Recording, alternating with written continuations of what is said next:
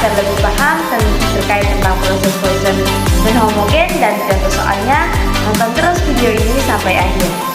Assalamualaikum warahmatullahi wabarakatuh. Perkenalkan, nama saya Mutiara Sani, mahasiswa semester 4 program studi Statistika Universitas Hamzah Wadi. Pada video kali ini saya akan membahas materi dan contoh soal terkait tentang proses Poisson. Namun, alangkah baiknya sebelum kita masuk ke dalam materi pembahasan terkait tentang apa yang dimaksud dengan proses Poisson serta apa itu contohnya, terlebih dahulu pastinya dalam pembelajaran terkait proses pada mata kuliah stokastik ini, proses Poisson ini mempunyai keterkaitan. Proses Poisson merupakan salah satu bagian dari proses stokastik. Pada bagian ini saya akan membahas proses Poisson non-homogen. Poisson ini sebenarnya memiliki banyak subjudul-subjudul. Pada video kali ini saya akan membahas materi terkait tentang proses Poisson non-homogen. Poisson non-homogen adalah tingkat terjadinya peristiwa tidak konstanta atau peristiwa bervariasi dengan waktu. Sehingga lambda akan menjadi fungsi dari konstanta dari masalah yang akan dianalisis. Suatu proses pencacahan disebut proses Poisson non-homogen jika memenuhi syarat sebagai berikut. Syarat yang pertama di sini tidak adanya kejadian di waktu 0. Kemudian syarat yang kedua yaitu memiliki inkremen bebas tiap selang waktunya saling bebas dan tidak saling mempengaruhi kejadiannya. Kemudian yang ketiga yaitu peluang terjadinya satu kejadian dalam selang waktu sangat kecil, yaitu sebesar lambda T dikali H.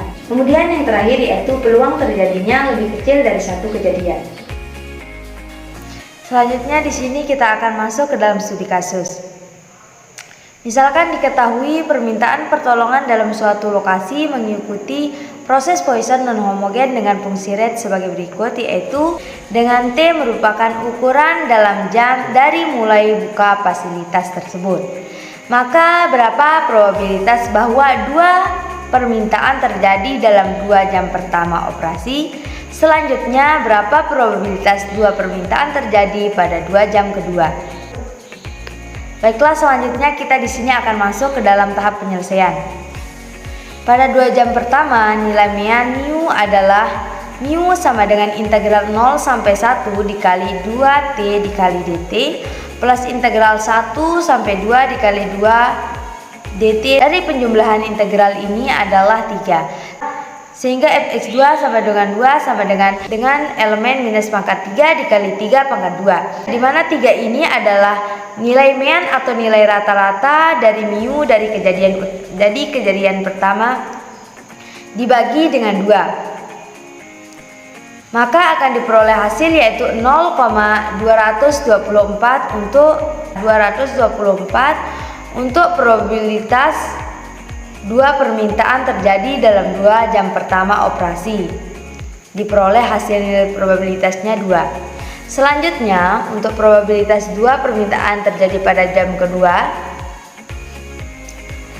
diperoleh mean mu sama dengan integral 2 sampai 4 dikali dengan 4 minus 3 dt sama dengan 4t dikurangi 1/2 t kuadrat dengan batasan 2 sampai 4 sama dengan 2. Di sini pada jam kedua ini terdapat 2 probabilitas pada jam kedua.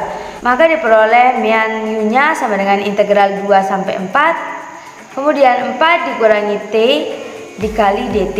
Maka akan diperoleh 4t dikurangi 1/2 dikali t kuadrat dengan batasan 2 sampai 4 akan diperoleh hasil yaitu 2. Jadi fx4 minus x sama dengan 2 adalah mu sama dengan integral 2 sampai 4 dikali dengan 4 minus t dikali dt sama dengan 4t dikurangi 1/2 t kuadrat dengan batasan 2 sampai 4, maka diperoleh hasilnya yaitu 2.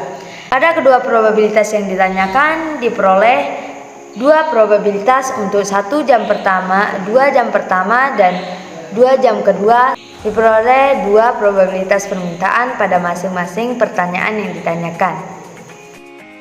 Terima kasih dan sampai jumpa. Assalamualaikum warahmatullahi wabarakatuh.